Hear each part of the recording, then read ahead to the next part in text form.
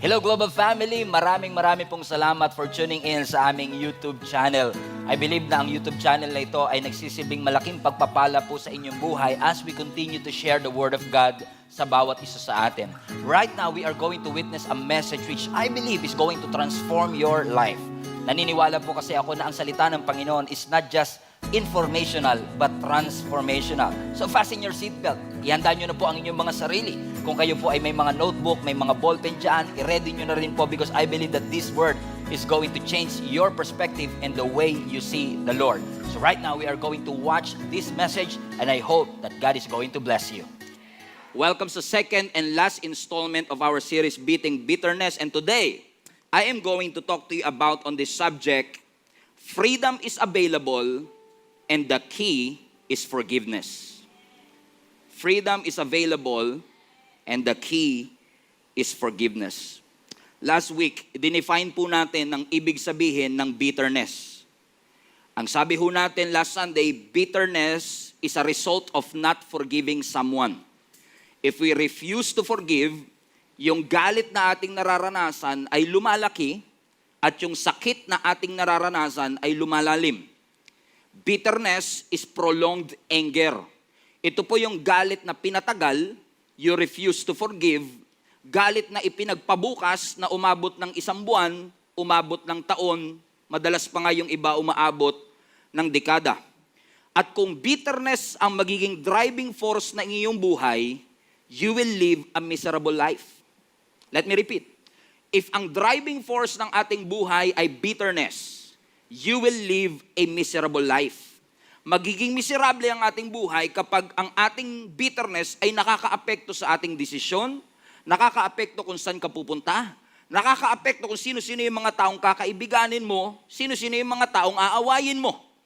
Because bitterness affects every area of our life.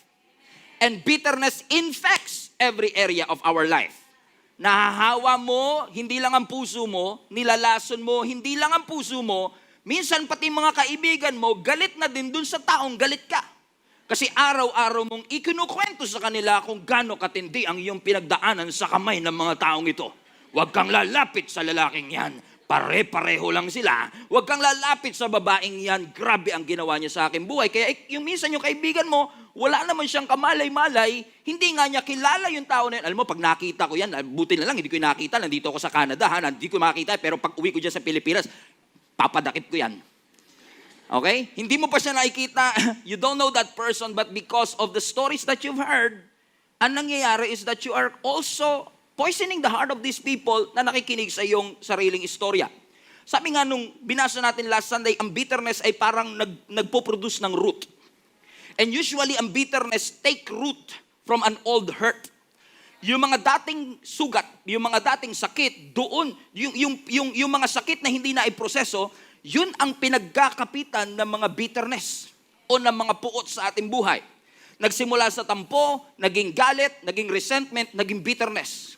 Kaya nga, wag na wag po ninyong hahayaan na malumpo kayo ng tampo.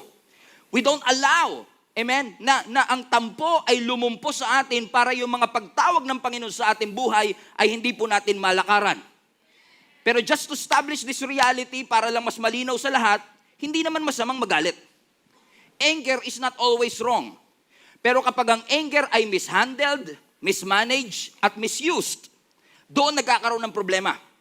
Hindi masamang magalit, pero yung response mo sa galit ang magdidetermine kung ang galit na ito ay kasalanan ba o hindi. Kung ang galit na ito ay helpful ba o hurtful. Because even our God gets angry. Ang Diyos natin ay nagagalit sa unrighteousness. Ang Diyos natin ay nagagalit sa injustice. When you refuse to forgive, again, the anger will grow and the pain will grow. Bitterness is a result of something na galit na iyong naranasan at dahil galit na galit ka at dahil pait na pait ka, hindi ka makapaghintay na makapaghiganti. At hanggat hindi ka nakakapaghiganti, hindi mawawala yung galit na nasa puso mo. Anong sabi ng Bible sa Ecclesiastes chapter 7 verse 8 to 9? Ang sabi ng scripture, patience is better than pride. That in itself could preach. Amen? na yung 60 seconds na pasensya could give you years of peace. Yung pinagpasensyahan mo yung kumat sa'yo sa expressway, yung pinagpasensyahan mo yung mga driver na hindi marunong mag-drive, yung mga mababagal na driver na minsan na inubos mo lahat ng energy mo, nagalit ka, no? Nilabas mo siya, no? Nakipagsuntukan ka, nabidyohan ka, naging viral ka sa YouTube, and now it's bothering your peace. At sinasabi mo, kung nagpasensya lang ako ng 1 more minute, maaring hindi ako nanakawan ng peace. Ang sabi ng scripture, patience is better than pride, so don't be eager in your heart to be angry. Sa Stephen Prado's dictionary, huwag kang masyadong maging atat na magalit. May mga tao kasing parang atat na atat magalit. Amen? Wala, tinignan pa lang. Anong tinitingin-tingin mo? Tinignan pa lang yan, ha? Amen? May nakikitang tumatawa sa kanan. Bakit nyo ako pinagtatawanan? Hindi po lahat ng bagay patungkol sa iyo. Amen? Ano sinasabi ng Ecclesiastes sa atin, huwag kayong masyadong maging atat sa pagkagalit, for anger dwells in the heart of fools. In essence, ang sinasabi ng writer ng Ecclesiastes, kamangmangan kung hinahayaan mo na yung galit ay manatili sa iyong puso. Nilalason ka na, pinapakain mo pa. Nilalason ka na, pinapalaki mo pa. Yung pain na nasa iyong puso, hindi mo prenoseso, at yung unprocessed pain nag-lead sa bitterness. And now that bitterness is poisoning your heart. It is destroying relationships in your life. It chokes your joy, it chokes your peace, naging cancer sa iyong kaluluwa. At ang bitterness is an emotional suicide. Ang problema, gusto nating tanggalin, gusto nating talunin ang bitterness, but to be fair and honest with you, hindi lahat tayo alam kung paano natin ipoproseso yung mga pain na ating nararanasan. Hindi naman tayo umaten ng seminar para malaman natin kung paano natin i-deal ang mga sitwasyon, kung paano mabobroken heart tayo, ibibetray tayo, o pagsasamantalahan tayo ng mga taong nakapaligid sa atin. Kaya dahil hindi natin alam ang gagawin, minsan nagre-resort tayo sa permanent solution sa isang temporary problem. May problema ka sa bahay mo kasi maraming daga at ipis, so sinunog mo na lang yung bahay mo. Alam niyo ibig sabihin? Amen? Pwede mo namang i-address yung issue na patayin yung ipis at daga, pero dahil hindi mo alam kung paano, sinunog mo na lang yung bahay mo para sure. That because you don't know how to let go of that bitterness, sinira mo na lang yung friendship. You burn bridges. Amen? Di baling hindi naman kami magkita forever, hindi ko na siya patayin. Hindi ko alam kung paano eh. And that's the thing, mga kapatid, that many Christians don't know how to process the pain that they felt. Pero ang biblical and theological approach na sinasabi ng Panginoon, hindi niya sinasabing get rid of your friends. Hindi niya sinasabing get rid of your relationships. Ang sabi ng Ephesians 4, get rid of your bitterness. Ephesians 4. Ang sabi dito, get rid of your bitterness, get rid of your rage, get rid of your anger, brawling, slander, along with every form of malice. Everybody read this with me. Verse 32. Be kind and compassionate to one another, forgiving each other, just as in Christ God forgave you. Everybody say, get rid. Balikan natin yung verse 31. Get rid of this bitterness. Anong ibig sabihin ng get rid? Evict this bitterness. Because this bitterness, yung puot sa iyong puso, is destroying your relationship, destroying your life, and defiling your heart. Winawasak, pinuputikan, dinudumihan ng iyong buhay. And this is very interesting to me kasi ang Ephesians was written to believers like you and me. Listen, sinulat sa Christians. Ibig sabihin, you can be a Christian and be bitter. Kaya nga mga bitter, wag mong papahawakin ng Twitter. Ang sabi ng Apostle Paul, get rid of this bitterness. Evict this bitterness in your heart. In essence, sinasabi ni Apostle Paul, learn to forgive. Hindi ko alam, pastor, kung paano. Learn to forgive. Ano sabi natin last Sunday? Di ba? Make allowances. Sabi ng Apostle Paul, make allowance for each other's fault. Hindi pa sila nagkakasala, nagkikreate ka na ng allowance for forgiveness. Kaya nga before. Ang forgiveness hindi ginagawa, madalas tayo ang forgiveness ginagawa natin after the offense. Pero ang tinuturo ng Scripture, before the offense, before the hurt, before the pain, you are already prepared to forgive. Ready ka na to let go. Na-anticipate mo na ang offense because you acknowledge and realize na hindi perpekto ang mga tao. People will let you down. People will hurt you. People will do something that will hurt your feeling. People is going to do something that will offend and hurt you. So every one of us needs to learn how to forgive. Sabi nyo nga po sa inyong katabi, lagay nyo rin sa chat, learn to forgive. Ibig sabihin, natututunan. And when we start to forgive, it means that we cease that resentment.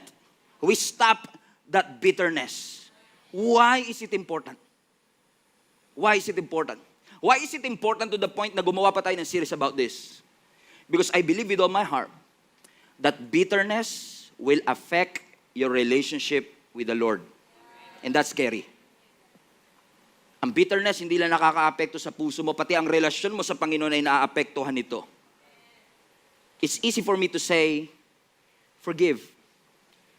But how can you forgive what you cannot forget? Because to be fair and honest with you, may mga ginawa ang ibang tao sa atin na kahit anong pilit nating kalimutan, we will never forget that.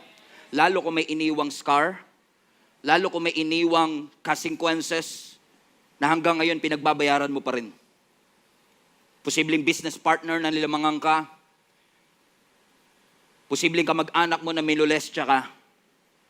You want to forgive, but you cannot forget. That's why I've never advised forgive and forget. What can I advise to you is forgive. You may not be able to forget it, but the next time you remember it without pain. Meron po akong peklat dito, may peklat din kayo. Magturuan tayo ng peklat. Right?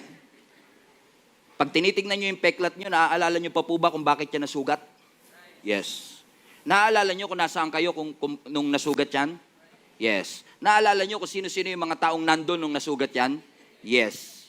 Alam nyo rin kung gaano kasakit? Yes. Pero pag ginawakan mo, masakit pa ba? Di na. Andyan siya, hindi mo siya nakakalimutan, pero kahit i-touch mo siya, you're not hurt anymore. Bakit? It's healed. Amen? So I'm not saying tanggalin natin ang peklat. God is trying to teach us something na every time we remember that hurt, we are now changing the way we remember it. Katulad ni Joseph, pinagsamantalahan siya, sinaktan siya ng kanyang sariling kapatid. Pero after everything that had happened in his life, ang sabi niya sa Genesis 50 verse 20, you intended it to harm me, but God intended it for good to accomplish what is now being done, the saving of many lives. Naalala niya pa rin, pero para kay Joseph, ginawa niyo yan para saktan ako. What you did to me is wrong, but it made me strong. Ginawa niyo yan para saktan ako, ginawa niyo yan para ako'y saktan at pahirapan, but God used it for good. God used it for good. Ano nangyari? Masakit, pero nilagyan ni Joseph ng purpose yung sakit. Yung sakit kasi mananatiling masakit kapag hindi mo nilagyan ng purpose. Masakit na nag-break kayo nung unang girlfriend mo. O masaya ka pa? Masakit na nag-break kayo na nung unang karelasyon mo, pero now that you are married to a responsible, young, flawless, pogi. Amen. Mahal na mahal ka. Every day is Valentine's Day. Praise the Lord. Now you started to realize, masakit yung nangyari sa akin, pero kaya sinara ng Lord yung pintuan na yon para magkakilala tayo, my dear. Ano nangyari? Masakit yung nakaraan, pero nilagyan mo ng purpose yung nakaraan, at nung nagkaroon siya ng purpose, it's not hurting anymore. Now, the big question is this. How can Joseph said this very profound statement that you did it to harm me, but God intended it for good? Because in order for us to understand and not belittle what this statement really means, is we have to understand who Joseph was. Si Joseph ay pang-11 sa mga magkakapatid. Masipag kasi yung tatay nila, okay? Pang-11 siya sa mga magkakapatid, pero 12 silang mga magkakapatid, pero si Joseph ang pinaka-favorite ng kanyang tatay na si Jacob. Si Joseph, apo yan ni Abraham. Okay? So si Abraham pinanganak si Isaac pinanganak si Jacob pinanganak si Joseph. Okay? So itong si Joseph ngayon, pang-11 sa magkakapatid, pero sa dami ng magkakapatid, itong si Joseph ay favorite ng kanyang tatay kasi nung ipinanganak si Joseph, matanda na ang kanyang tatay na si Jacob. Sobrang favorite ng tatay niya, itong si Joseph, to the point, pakita ko nga yung picture para makita niyo yung itsura ni Joseph. So sobrang favorite ng tatay niya si Joseph, binigyan niya ng coat of many colors. Ang dami magkakapatid, pero si Joseph lang ang may coat. Parang 5 yung anak mo, pero isa lang may Jollibee. Alam niyo ba kung anong gulo ang hinahanap niyo kapag nangyari yon? I mean, if you think about it, 12 magkakapatid, pero si Joseph lang ang binigyan ng coat. Although in this illustration, talagang colorful siya, parang rainbow siya. Pero kung uugatin mo ang Hebrew word ng colored coat, it's not actually colorful. But instead, yung coat niya ay mahabang coat na hanggang ankle. Na yung coat na ito, kapag suot-suot mo, halimbawa, ikaw ay may suot ng coat na ganong kahaba, ibig sabihin lang yan, yung tao na yan hindi dapat nagtatrabaho. Interesting. Kumbaga para kang master. Imagine niyo ha, di ba sa ating kultura, pag bunso, inuutusan. Yung inutos sa panganay, iutos sa pangalawa, pangatlo, pang-4, pang-5, pang-6, pang-7, pang-8. Kaya yung utos ni nanay, 1 oras na hindi pa nasunod, kakapasa. Pero, imagine niyo sa magkakapatid, lagyan ka ng coat, ibig sabihin in essence, sinasabi ng tatay mo, wag niyong uutusan to, ha? Favorite ko to. Now, it creates bitterness and competition between the siblings. Bakit kung sino yung bunso, siya yung parang favorite. Now, if you look at the wider context of it, makikita ninyo na hindi ito aksidente sapagkat yung mga nanay ng mga anak ni Jacob, 2 kasi nanay niyan si Leah at si Rachel. Kung alam niyo yung story ni Leah and Rachel, wala pa silang anak, nagko-compete na sila Nagko-compete sila kung sino may pinakamaraming anak. They are competing to produce baby. As a result, 12. Alright? They are competing and the competition of the mother is now being passed on as a competition to the siblings. So ngayon nagko-compete sila, they started a competition, sino ang pinaka-favorite? And it creates anger, jealousy, envy, and bitterness in the heart of the brothers. Lahat ng 11 brothers ay galit sa kanya. And to make matters worse, itong si Joseph ay nagkaroon ng panaginip.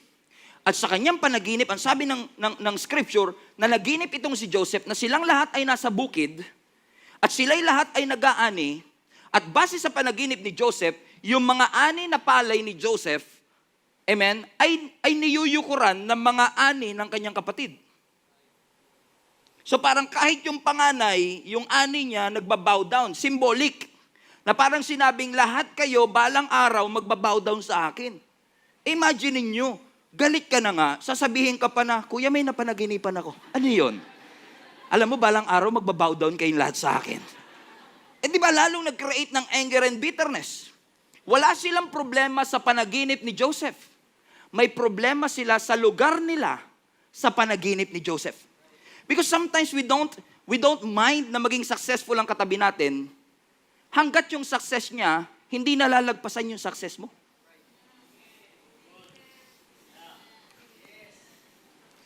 Amen? Di ba nung nag-post siya na, nakabili siya kunwari ng kotse, kinongratulate mo pa siya. Kasi ikaw, 2 kotse mo Right? So wala kang problema na sila ay maging successful, basta wag ka lang magiging mas mayaman sa akin. Basta wag ka lang mas Do you know what I mean? Amen? They have a problem with their place. So sometimes may intindihan mo that people will get jealous and envy at you.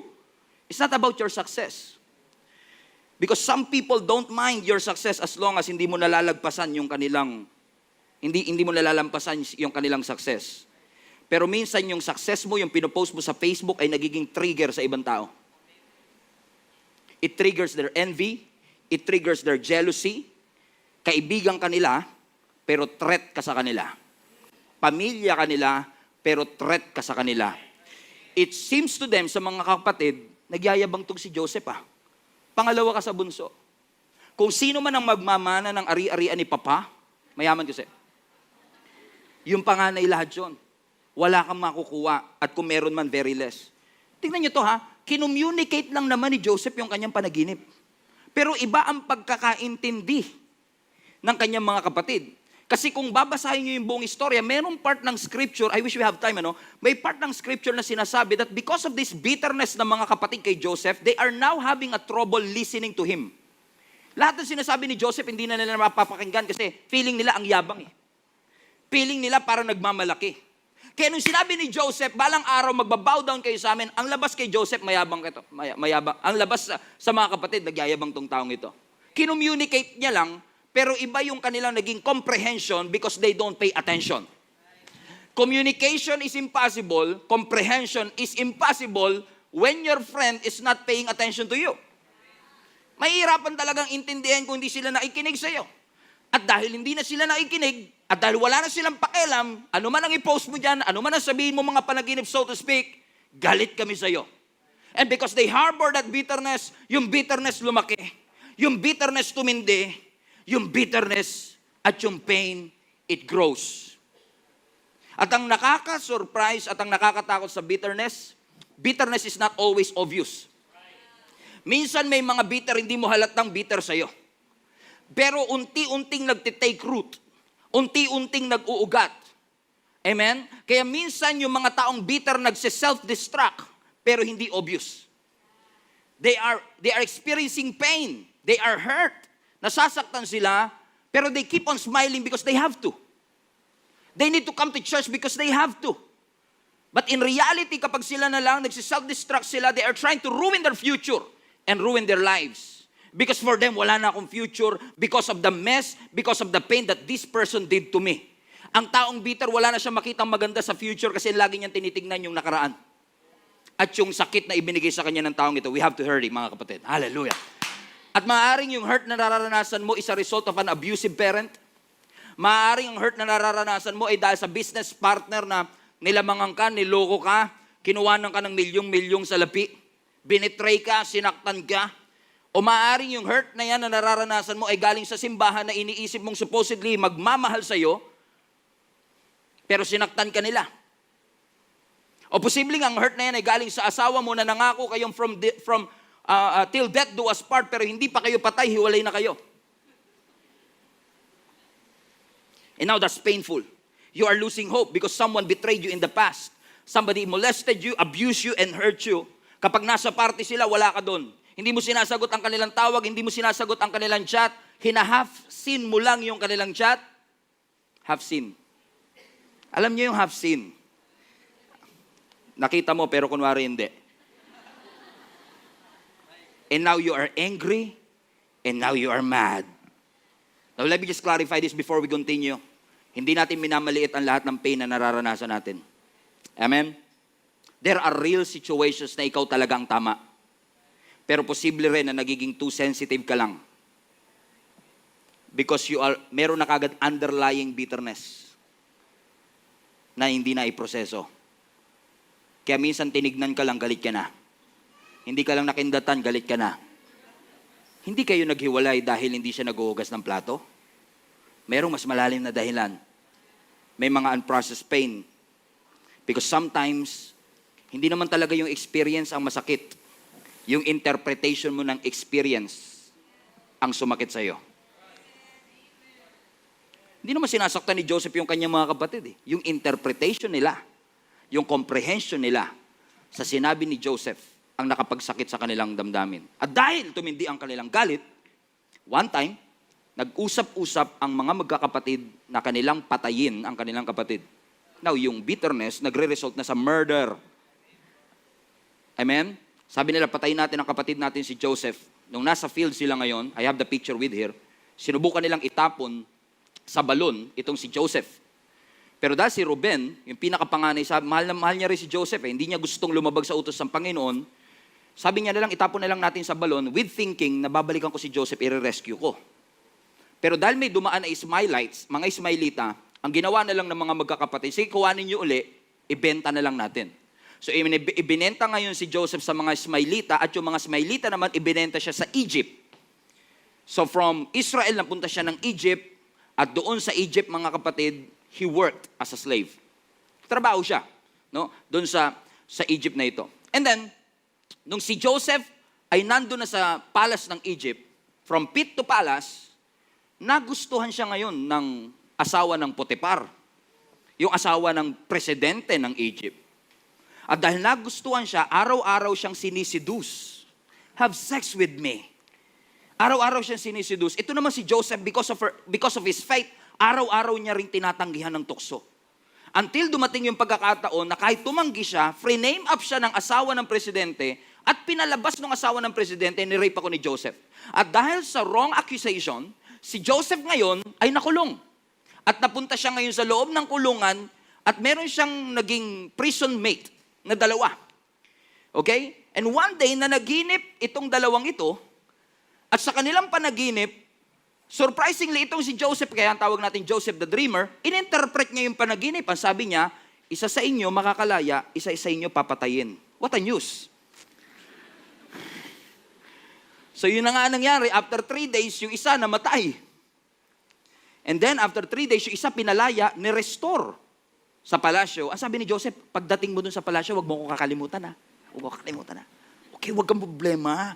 Ako bahala sa'yo, bibida kita doon. Pagdating sa palasyo, nakalimutan siya. Kasi may mga tao mangangako sa'yo hindi ka kakalimutan. Pero hindi pa nakakaalis, kinalimutan ka na nila. Wow, man! Shout out sa lahat ng mga taong ganyan. Amen? Pagdating sa palasyo, after 2 years na naghinip itong presidente nito, no one can explain, and then pinatawag nila si Joseph. Na-interpret ni Joseph na magkakaroon ng 7 years of success, and after 7 years of success, magkakaroon ng 7 years of famine. 7 taong tagutom. So all of a sudden, because of his interpretation of the dream, ni-restore ng Panginoon si Joseph sa palasyo, siya yung naging vice president ng Egypt. Nag-shine si Joseph. Ano yun, na-realize ko mga kapatid, heartbreak is inevitable, but shine anyway. Everybody say, shine anyway. Shine anyway. Kahit na sinaktan ka, shine anyway.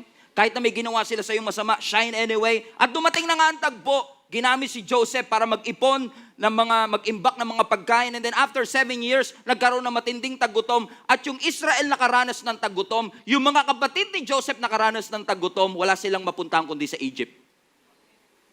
So pumunta ang mga kapatid ni Joseph, wala silang kamalay-malay, buhay si Joseph. Ang ganda ng story na to, no? Maganda pa sa Batang Quiapo. Ito yung Batang Balon. Okay! Amen?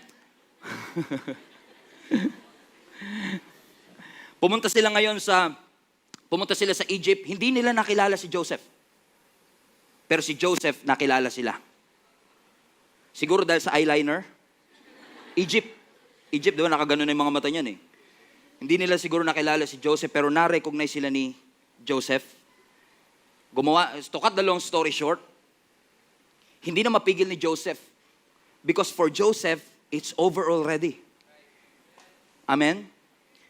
Pwedeng gantihan ni Joseph yung kanyang mga kapatid. Correct? Pwede siyang gumante because of his power and authority. Correct? Pero hindi niya ginawa. In fact, pinakain niya yung mga taong gustong pumatay sa kanya. Pinatira niya sa Goshen yung mga taong gustong pumatay sa kanya. Why? Because he found forgiveness in his heart. Na nung hindi niya na makontrol ng kanyang sarili, verse 45, Joseph could no longer control himself before his attendants. And he cried out, "Have anyone leave my presence?" Alis kayong lahat. Wala na naiwan kundi si Joseph at ang kanyang mga kapatid. So there was no one with Joseph when he made himself known to his brothers. And he wept bitterly, so loud that the Egyptians heard him. And Pharaoh's household heard him. Joseph said to his brothers, "I am Joseph. Hindi niyo ba ako na-recognize? Kamusta ang aking tatay? Buhay pa ba si Papa?" But his brothers were not able to answer him because they were terrified at his presence. Sino bang hindi matatakot kapag nakita mo yung alam mong patay nandyan sa harapan mo? They were terrified. Sabi ni Joseph, "Hey guys, it's okay. I know you did it to harm me. But now I'm in the palace, vice president. Asan na kayo? Kamusta si Papa? Dalhin nyo rito." Amen? Tapos na ang nakaraan. Look at this. Si Joseph have every right and every reason to get angry and to remain bitter, patayin at magiganti sa kanyang mga kapatid, and yet he chose to forgive. Yung mga kapatid niya, yung bitterness nag-result para patayin nila yung kanilang kapatid at saktan. Pero kay Joseph, yung bitterness, hindi niya hinayaang manatili sa kanyang puso. He learned to forgive, and what happened? Everybody benefited from it. Everybody benefited from it. And I understand, mas masakit kapag kamag-anak mo. Mas masakit kapag kaibigan mo. Amen? Pero tatandaan nyo lang ito mga kapatid, kung si Jesus nga may Judas, what made you think na walang magiging Judas sa buhay mo? Amen? People is going to hurt you. Alam nyo, buti pa nga yung mga kaibigan mo, kapag kinokorek ka, at least nakaharap sila. Pasalamatan mo yung mga taong kinokorek ka kapag nakaharap ka. Yung sasabihin kang ito ang tama, gawin mo to, parang may mali sa'yo dito, huwag kang ma-offend kapag kinokorek ka, at least kinokorek ka na nakaharap ka. Magalit ka doon sa mga taong kinokorek ka sa mga kaibigan mo habang nakataligod ka. Hindi lahat ng humahalik sa'yo kaibigan. Kilala niyo si Judas? Di ba si Judas, ipinagkanulo niya ang ating Panginoong Yesus sa 30 silver coins. Amen? At nung hindi ma-recognize ng mga soldier, ang ginawa ni Judas, okay, kung sino hahalikan ko, yun si Jesus. Okay? Rabbi, kamusta ka na? Pastor, kamusta? Mwah! Mwah! Hinalikan pero sinaksak. Hinalikan si Jesus pero binitray. Hinalikan pero ipinagkanulo. Kapatid pero gustong patayin. Kapatid pero ibinenta. Kapatid pero pinagtangkaan ang kanyang buhay. Unfortunately, many of us are experiencing the same thing. Wala itong pinagkaiba kay Absalom. Kung kilala niyo si Absalom, mga kapatid, si Absalom po ay pangatlong kapatid ni David. Okay lang sa inyo, mag-storytelling lang tayo ng konti. Tragic ang story ni Absalom sapagkat yung pagkakapatay kay Absalom, medyo nakakatawa, for me at least. Parang deserved din in a way. No, kung kilala niyo si Absalom, as I've said, pangatlong kapatid siya ni David, pangatlong anak ni David rather. Itong si David, merong half-brother, ang pangalan ni si Amnon, at itong half-brother niya ay nagkaroon ng gusto sa kanyang kapatid na si Tamar. So dahil type na type ni Amnon, yung half-brother niya lang to, no? Kapatid niya sa tatay, pero hindi niya kapatid sa nanay. Nung si Amnon na half-brother niya, nagkagusto sa kapatid niyang si Tamar, are you following? Si Absalom, may kapatid si Tamar. Yung half-brother niya, type yung kapatid niya. At dahil sa sobrang in love ni Amnon, yung half-brother niya kay Tamar, ni-rape niya si Tamar. Galit na galit si Absalom. Paano niya nagawa to sa kapatid ko? Gusto niya maghiganti, pero he kept silent. Believing na yung tatay nilang si David ang gagawa ng paraan at ng kaparusahan. After all, pare-pareho kaming anak mo. Yung isang anak mo, ni-rape yung isang anak mo. What are you going to do with that? So in-expect niya si David ang maghihiganti at magbibigay ng justice para kay Amnon na kanyang half-brother. Pero David did not do anything. Galit si David, pero wala siyang ginawa. Ang sabi ng 2 Samuel, let's go to this verse mga kapatid. In 2 Samuel chapter 13, verse 21. Ang sabi dito sa scripture, when King David heard what happened, he was very angry. So kahit yung tatay galit. Amen? So hindi natin i-discredit na hindi nagalit si David. Nagalit siya, pero wala siyang ginawa. Hindi niya pinagtanggol yung kanyang anak na babae na si Tamar. At dahil walang ginawa yung tatay niyang si David, ang sabi ni Absalom, hindi ito pwede. Nanahimik siya after 2 years, pero after 2 years, sabi niya, hindi, sapat na. 2 years na ako nag-intay ng justice, wala pa rin, ako na ang gaganti. So ang ginawa ni Absalom, nag-gather siya ng kanyang sariling soldier, sa kanyang sariling army, pinapatay niya yung kanyang half-brother because of that bitterness. Bitterness na na-harbor for 2 years. At kung ikaw nandun sa story at pinatay niya yung half-brother niya, pwedeng sabihin mo, deserve. Di ba? Deserve niya yan. Nirape niya yung kanyang kapatid. How dare he?